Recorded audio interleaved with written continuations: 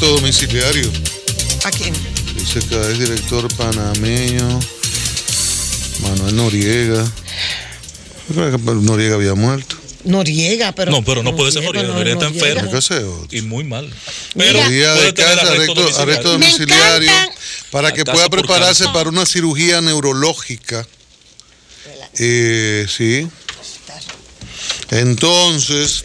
cobarde, dije que iba a pelear y vaina. Señores, me encanta. Y el men le hizo Cristian. caso y fueron muchísimos dominicanos a Panamá y el tipo huyó, cobarde, como una rata. No me digas nada. Narcotraficante. Cristian, me encanta porque hay personas que nos han llamado sobre la cuestión de la convocatoria y finalmente es que encontré esto. Buscando lo del el obispo de Baní, Víctor Masalles, que hizo público su respaldo a la marcha, etcétera, y lo del Twitter. Decía Masalles, decía, la sociedad civil está llamada a dar apoyo a la marcha del domingo 22 a las 10 para exigir del gobierno el fin de la impunidad. O sea que eso es lo que él plantea. Pero por ejemplo, el Falpo, que también convoca, Narciso, sí, que convoca, el Falpo que convoca, yo creo como que no son las mismas cosas. Mira el Falpo. Llamó a participar masivamente en la marcha contra la corrupción y la impunidad. Ya no es la impunidad solo, ¿verdad? Sino corrupción también. Hacia el Palacio Nacional, convocada el domingo por un conjunto de organizaciones estudiantiles, populares, comunitarias, de religiosos, asociaciones de profesionales y de la sociedad civil. La entidad afirmó: estamos ante un Estado fallido. La corrupción es rampante. Los funcionarios corruptos tienen asegurada la impunidad en un sistema de justicia que es controlado por un entramado del cual son parte. En un comunicado, el vocero nacional de la entidad, Raúl Monegro, indicó también que se impone la movilización de la calle para el encarcelamiento de los ladrones y la recuperación de todo lo robado. Esta lucha va a llegar. Para invertirlo en la educación, salud, vivienda. Sostuvo que el escandaloso caso de la constructora brasileña Odebrecht envuelve financiamiento de campañas políticas y que en el mismo están involucrados no solo funcionarios, sino también empresarios, los expresidentes Mejía y Fernández y el actual presidente Danilo Medina, por lo que deben ser citados para interrogatorios. Nadie debe ser excluido de una investigación que sea seria y que procure hacer justicia. No debe haber protegidos en el caso de Odebrecht, enfatizó el dirigente popular. Quiere decir que parece que habían diferentes motivaciones, diferentes agendas. Algunos querían que se llevaran de encuentro a Jorge Blanco porque está muerto. No. A Hipólito, sí, a Leonel, a Danilo, Balaguer porque está muerto y Jorge Blanco también, si no lo hubieran metido. Y a Danilo también. O sea, parece que habían diferentes agendas. Ahora, la realidad, doña Consuelo, sí, es que, corríjame si yo estoy equivocado, yo le di seguimiento a la marcha desde días antes. Las redes sociales estaban excitadas con este tema de la convocatoria y yo percibí desde sectores de gobierno mucha intranquilidad con la convocatoria. Y sentí también que no fue sino hasta las 11 de la mañana, 12 del mediodía de ayer domingo, que algunos funcionarios de gobierno, dirigentes del PLD, como comenzaron a respirar con tranquilidad. Y doña Margarita la felicitó. Sí, claro. Muy lindo, nosotros, doña Margarita, su mensaje. Revolucionaria, como siempre. Y porque usted no, como vicepresidenta, no hace algo en ese sentido. Y no solamente un Twitter, ella doña Margarita. Montalvo antes de eso dijo que el gobierno no estaba contra la marcha. No, claro. José Ramón dijo más. Que cuando el pueblo habla, el gobierno escucha. Son las 4:10. A propósito, Ramón Tejada Holguín está aquí con nosotros. El director de Información, Análisis y Programación Estratégica de la Presidencia, la DIAPE. DIAPE. Está en el libro de la DIAPE también. Sí, dicen que como Hoover, como la hacía. Entonces, buenas tardes, bienvenido. Ramón Tejada Holguín. Pero por más escándalo, la calidad del libro es la calidad del libro, y si se vende o no se vende, no importa los escándalos. Bienvenido, perdón, muchas gracias por las bienvenidas. Ramón Tejada, vamos a comenzar por esto que decía Ángel. el gobierno se le notó como nervioso y parece que se improvisaron una serie de decisiones. Respiraron cuando no vieron la dimensión que se esperaba. El acuerdo que hoy dice el representante local de Odebrecht, que es una oferta que hace Odebrecht, no una iniciativa de la Procuraduría, sino de ellos. El duplo del soborno, o sea, 184 millones de dólares de devolución al Estado Dominicano. Que es un mandato de la ley como castigo. Él lo precisó hoy en una visita a Procuraduría. Pero él dice que hace esa oferta. Sí, que fue Odebrecht que hizo la oferta. Entonces, si fue Odebrecht que hizo la oferta y el Ministerio Público anuncia que hay esa oferta, eso quiere decir que no fue un tema de nerviosismo, sino que fue un asunto que vino de todo el proceso. El momento. Ah, bueno, lo entiendo. No, perdón, vamos a estar claros. Óyeme. De haber sido el Ministerio Público que dice, bueno, yo de separado llegué a un acuerdo con esto. No. Fue una oferta que vino de allá. Sí. Esa oferta vino en ese momento y por eso se anunció en ese momento. Lo que quiere decir que no fue una estrategia para desmantelar la marcha, sino parte del proceso normal de una investigación en curso. Lugar a esa aclaración. A mí me parece... Lo digo usando tus mismos argumentos. No, pero a mí me parece que el gobierno adoptó una serie de decisiones, desplegó una serie de recursos y me luce que la decisión de Procuraduría tiene que ver con adoptar una serie de medidas que dejen sin efecto, debiliten algunos de los argumentos principales de la marcha para que no tuviera el éxito que todos decimos, o muchos decimos, que tuvo por lo masiva y lo pacífica. Yo creo que tuvo un gran éxito la marcha convocada contra la impunidad y la corrupción. Con varias convocatorias y varias agendas. Sí, parece ser que habían varias convocatorias, indudablemente, y varias agendas. ¿Qué hacer? ¿Cuál es la lectura que debe hacer el gobierno de respuesta a las demandas? Yo entiendo que fue en contra del gobierno. Que hicieron los marchantes. Como tú dijiste, hubo varias agendas. Y puede ser que haya una agenda de esas que era antigobierno. Pero yo la acabo de leer. Sí, por eso te digo, hubo varias agendas. Pero no creo que toda la marcha deba asimilarse así. Había gente que realmente tiene interés en que las cosas, el entorno institucional mejoren. Yo vi, por ejemplo, una persona con un cartel que decía, estamos en contra de los corruptos, inclusive los que andan aquí en esta marcha. No sé si ustedes lo vieron. Sí. Henao, chequeate un letrero que andaba ahí. Había otro, que decía, toda la basura balaguerista debe ir a la cárcel. ¿Oíste, Quique?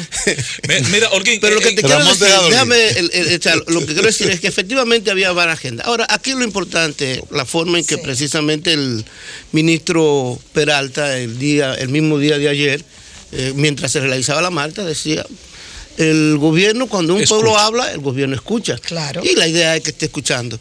Y una observación, Cristian. Mira, hay una historia que yo hago mucho de un grupo, de los grupos populares que estaban trabajando por el 4% en República Dominicana, que hicieron un documento después que el presidente dijo que iba a dar el 4%, diciendo que el presidente había venido al país a desmovilizar las luchas. ¿De qué manera? Mira, con el 4% le dio el 4%. Sí, entonces, vamos a ver, si la marcha dice... Y quedaron desmovilizados realmente. Pero también se le dio lo que querían. Ese no es el problema. No lo interpretaron. Vamos a poner, por ejemplo, si la marcha tiene una de sus reivindicaciones, que devuelvan dinero y está devolviendo dinero, ¿tú tienes que ver eso como algo negativo o como un éxito? Porque es un logro. ¿Por qué interpretarlo en el hecho, y ya tuviste lo que tú decías, por qué interpretarlo en el hecho de que no están dando caramelos? No es poca cosa, 184 millones de dólares. Y es lo que manda la ley, exactamente. Exactamente lo que dice el código. Y además de eso, como tú bien dices, como dijo bien el procurador ese día, no se han parado las investigaciones. Ahora, Holguín, en el tema, aunque tú dices que coincides con doña Consuelo, yo comparto el criterio de que hay varias agendas, pero hay dos elementos en común, corrígeme si estoy equivocado, que uno puede olfatear e identificar claramente. Es una marcha contra Danilo y su gobierno y contra Planta Catalina. Indiscutiblemente. Yo te podría decir, hubo gente que ahí marchó contra Danilo y contra Planta Catalina, y hubo gente que fue a marchar en contra y a favor de la institución, en contra de la corrupción, a favor de la institucionalidad. No creo que la marcha completa pueda ser interpretada de esa manera. Y solamente había que ver. Yo inclusive heterogénea, mucha gente diferente. De diferentes sectores y diferentes Aquí lo importante es lo siguiente. El objetivo, si tú preguntas, y yo te lo digo porque eso lo hemos hecho nosotros, en la calle, sobre qué era la marcha, te van a poner impunidad y anticorrupción como primer elemento. Entonces, cuando el gobierno dice, cuando el pueblo habla, el gobierno escucha. Lo que el pueblo habló para nosotros y lo que nosotros estamos escuchando es precisamente que este caso se lleve hasta las últimas consecuencias. Entonces hay que interpretar. Y es lo que se está haciendo. Pero no solo este caso. Bueno, los casos que se presenten, sí, claro que sí. Sí. Pero hay además, casos como que están pendientes. Peravia. Oisoe con Peravia, el señor Pimentel Caré, Tucanos, como que se quedan todos en el aire, y lo hemos dicho muchas veces. O sea, hay otros casos, el mismo enriquecimiento del señor Félix Bautista, que pasó por la justicia y no sabía, pero que el mismo procurador actual dice que fueron mal instrumentados esos expedientes, y ahí está Domínguez Brito, que no ha contestado nada sobre eso. Entonces, hay una incredulidad en la población de que realmente se vaya a hacer justicia y que funcione la justicia, que es lo peor. Bueno, el caso que nos ocupa en este momento, sí, que se está llevando a cabo, ya está dando resultados. Porque oferta o no oferta, estamos diciendo que son 184 millones de dólares, sí, que en Perú, que fíjense, muchas personas celebraron mucho que en Perú se habló de que la Odebrecht iba a dar dinero. ¿Sabe cuánto es lo que ellos ofrecieron? 27 soles. 8 millones, eran 8.8 millones de dólares. Eso eran 27 millones de soles, no de dólares. Cuando llevas a los dólares, era alrededor de 8.5. En Panamá están hablando de 59. De que van a hacer una marcha en Panamá, ya la están anunciando. Menores sobornos que aquí. Bueno, sí, pero están hablando, aquí es el doble de lo que se estableció. En Perú hubo un preso. Ese es el doble de lo que se estableció. Y es lo que dice la ley, ojo con eso. Entonces, en primer lugar tenemos eso. En segundo lugar, que estoy de acuerdo contigo totalmente, no se trata solamente de este caso. Pero yo diría, no se trata solamente de llevar casos, se trata de establecer un mecanismo institucional, claro, que impida y bloquee la posibilidad de esto. Y yo les pregunto, ¿ustedes saben cuántas cuentas hay en la cuenta única del Tesoro? ¿Cuántas instituciones están en la cuenta única del Tesoro donde se tiene un control todavía mayor y directo del dinero? No. Sí, están más de 200 instituciones en la cuenta única del Tesoro. ¿Eso implica una reducción de cuántas cuentas? ¿O eliminación de cuántas cuentas? 3.000 y pico, 3.500 más o menos cuentas. Todo dirigido exclusivamente por uno. ¿Tú sabes lo que es, cómo se da el presupuesto ahora? El que dirige una institución sabe que tiene que presentar, mira, pasa por presupuesto, por Contraloría, sí, por todo el mundo. Pasa todo eso y se revisa. Y después se le deposita en su cuenta, que es la cuenta única, siempre y cuando haya presentado los resultados del dinero anterior y en qué lo gastó y cómo lo gastó. Eso va ayudando a la institucionalidad y va impidiendo y va poniendo también un blindaje. Yo creo que no solamente debemos ver lo que se hace en la justicia, que a fin de cuentas involucra a dos poderes del Estado, el Poder Ejecutivo y el Poder Judicial, que tiene responsabilidad. También hay que ver lo que está haciendo el Poder Ejecutivo precisamente para reducir, porque eliminar, vamos a ser sinceros, no es tan fácil, pero para reducir sustancialmente la corrupción en República Dominicana y el uso del dinero público en otras actividades que no son las propias del Estado. Bueno, pero evidentemente esa es la primera tarea que tienen el gobierno por delante. Sí. Mira, porque lo que se ha hecho hasta ahora a la población no le satisfizo. No le satisfizo porque yo percibo, sí, que casi todos los casos en los últimos 4 años, 5 años están judicializados. Mira, el caso de INAPA. Sí. ¿Quién andaba buscando ese caso? Fue el mismo gobierno que persiguió a su gente. Oisoe cambió al director y puso, claro, a pagar, entonces, antes de que tallara el lío. Y lo judicializó el caso. En este caso está judicializado. Cada uno de los casos está judicializado. Ahora, no lo meta ahí. Ahora, ¿es esto suficiente? Llevaron 3 alitas cortas. ¿Esto es suficiente? Se ha hecho legislatura. Se han creado legislaturas que van... Mira, no solamente eso, vamos a ver. Pero no hay un precio. ¿Tú sabes cuántos proveedores del Estado? Bueno, te estoy diciendo que hay una parte que debemos ver también, que es la parte en donde tú blindas al Estado frente a corrupción posible actual y a corrupción. ¿Tú sabes cuántos proveedores del Estado nuevo hay desde el 2012? ¿Cuántos proveedores del Estado nuevo hay? Se ha triplicado, casi cuatriplicado los proveedores del Estado. ¿Por qué tú te crees que los proveedores del Estado se han cuatriplicado? por alguna razón. Uno, porque ya no son los mismos que pueden y tienen la facultad de concursar. Dos, porque además de que no son los mismos que tienen la facultad de concursar, hay muchas empresas que se dan cuenta que hay transparencia en esos y posibilidad de acceso a... Y tres, exactamente, democratización. porque se está pagando. Pero además de eso, ¿tú sabes la cantidad de obras que se dan aquí por concurso?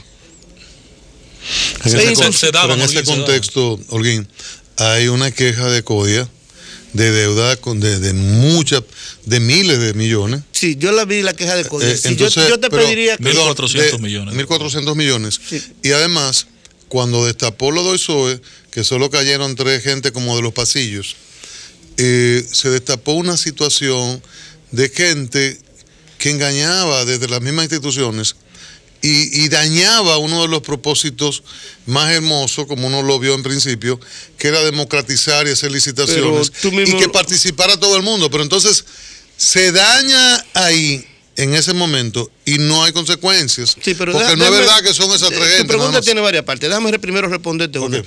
Las personas que andan del CODIA, que dice, esa persona, dile que te den las informaciones exactas de qué época son esas deudas. Y vas a ver que son antes del 2012.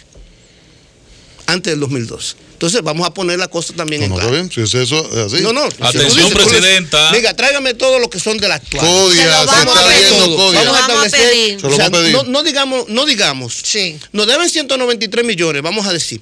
Nos deben tantos millones de tal época. De tal de tal proyecto. Tal de tal. Que lo digan así exactamente.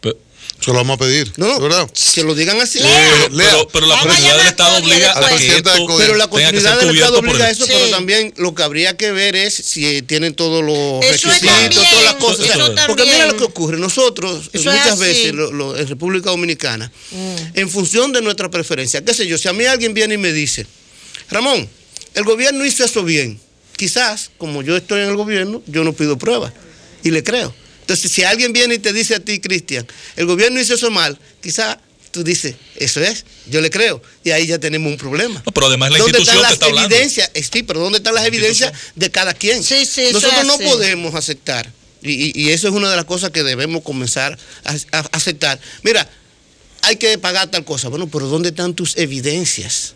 ¿Dónde están las pruebas de que eso es así? Pero bueno, eso es sobre ese caso en particular, que deberíamos analizar sobre la otra parte de lo que tú decías. Oye, vamos a estar claros. En un caso como el que tú señalas, fue un caso de préstamo que ahí se día, donde ¿quién ha presentado las evidencias de que habían otras personas involucradas en ese préstamo ilegal? Esa es la pregunta. O sea, es que nosotros tenemos que partir de hecho de que el jefe, el incumbente de eso, en ese caso, no estoy hablando de otro caso, no estoy defendiendo a nadie.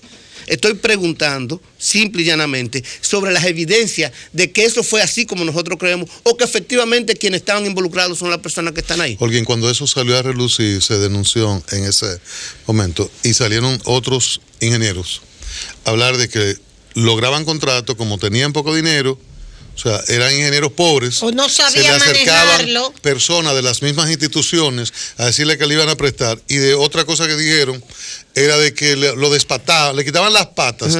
Yo cojo dame la electricidad, dame la jardinería, dame esto. Y entonces, esa el tipo lo que hacía era poner bloques. Y eso que se plantea de la democratización y sorteo, era una estafa, se engañaba a la gente. De nuevo. Pero parece ¿dónde están las evidencias de eso? Esas sí no van a aparecer. Sí, ¿tú sabes por qué? Porque eso si no yo aparece. soy ingeniero y a mí me están haciendo eso, yo tengo que tener esa ubicación y todo eso. Y además, ¿por qué si es así?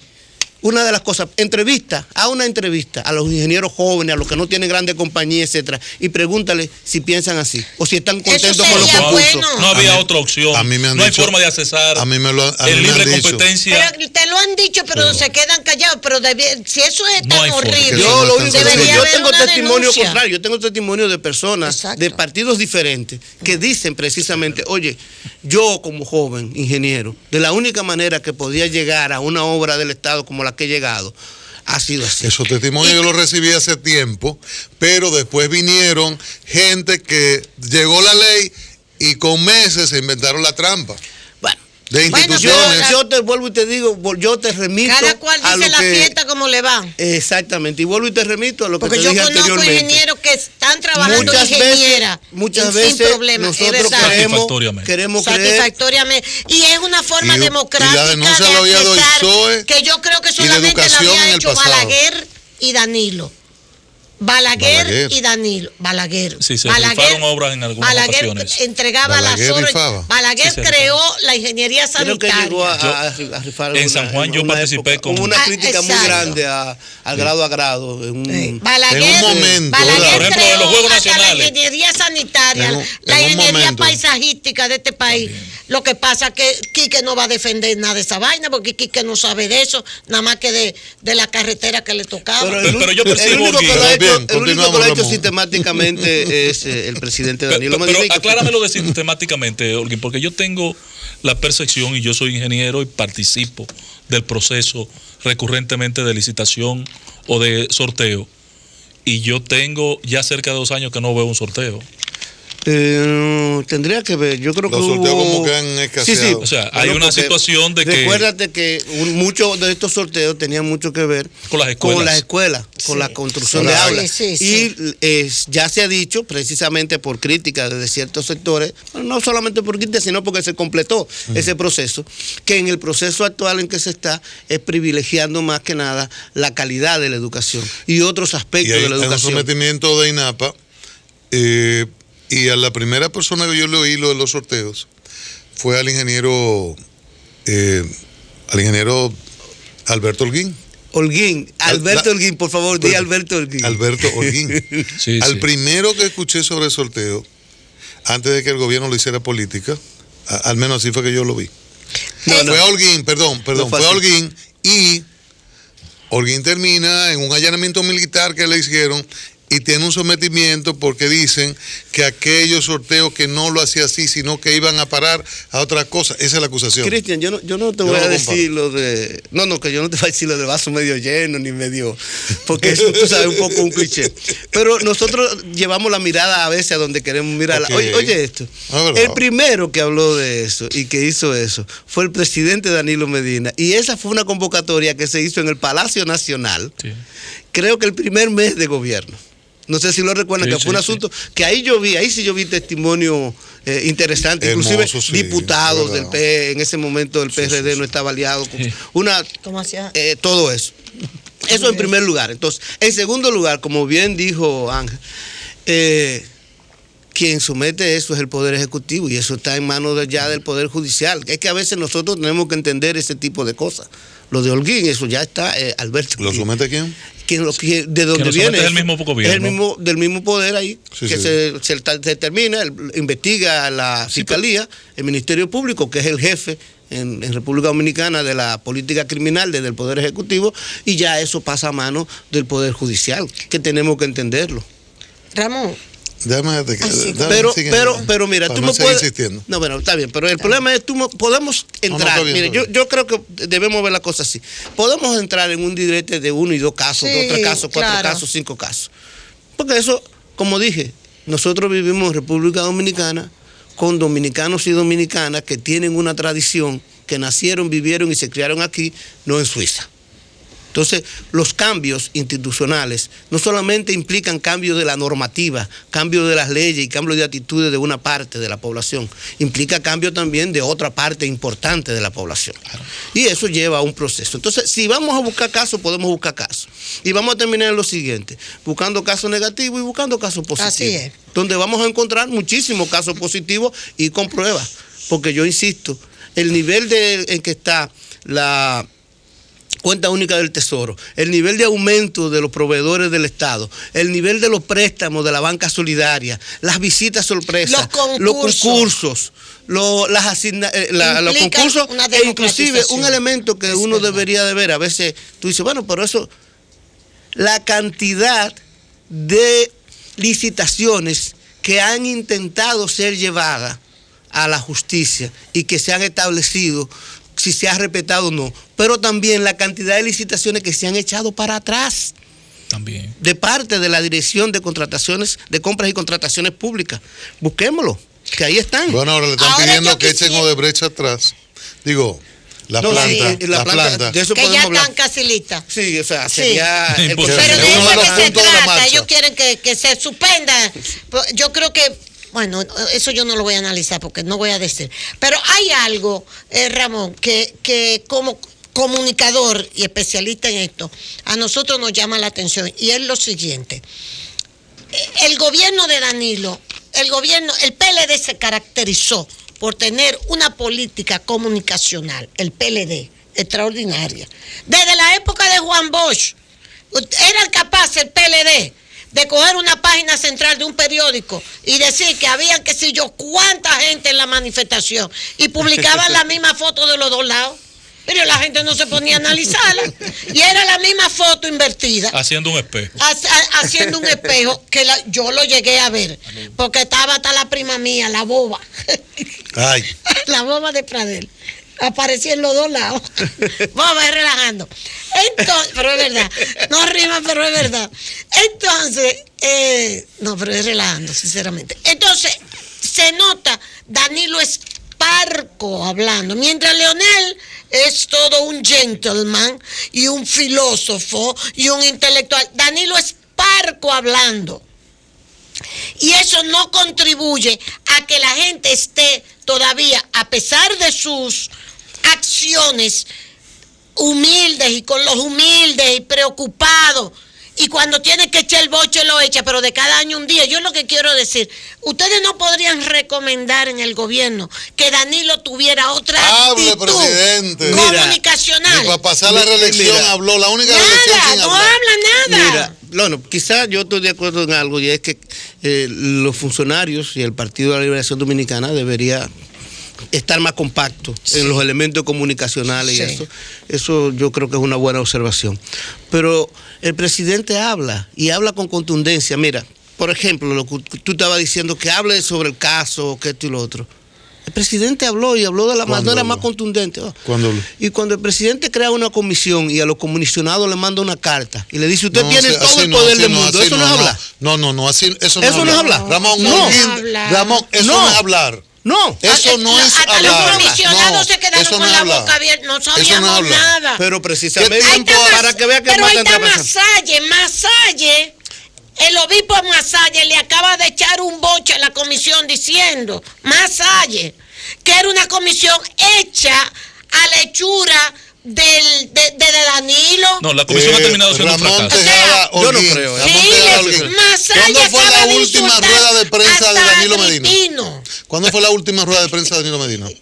El presidente habla con los hechos. No. No me da cuenta. No, esa es floja. Esa es floja. Tú has estado bien hoy, pero esa es floja. No. Esa es floja. Bueno, él necesita mira, las características de los presidentes. Un presidente que no da una rueda de prensa, que mete una reelección, que el partido lo volvió un desastre, y no habló en ese proceso.